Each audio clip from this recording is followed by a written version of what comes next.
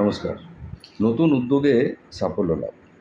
একজন উদ্যোগপতি পুরাতন উদ্যোগে আশাতীত সফলতা লাভ করার পর আবার একটা নতুন ব্যবসার পরিকল্পনা করে এবং উদ্যোগ শুরু করার পরে সেরকম লাভ পায় না। কিন্তু পুরাতন উদ্যোগে যথারীতি ভালোই চলতে থাকে, কিন্তু নতুন উদ্যোগে সেরকম লাভ পায় না।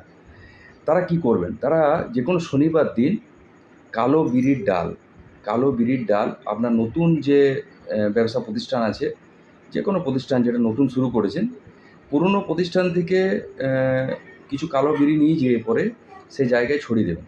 এবার শনিবার দিন পুরাতন কার্যালয় থেকে যে কোনো একটা লোহার বস্তু পুরনো সংস্থা থেকে এনে সেটি নতুন সংস্থাতে রেখে দেবেন, যেন ওই ক্রিয়াটি করার সময়তে কেউ যেন আপনাকে না দেখে।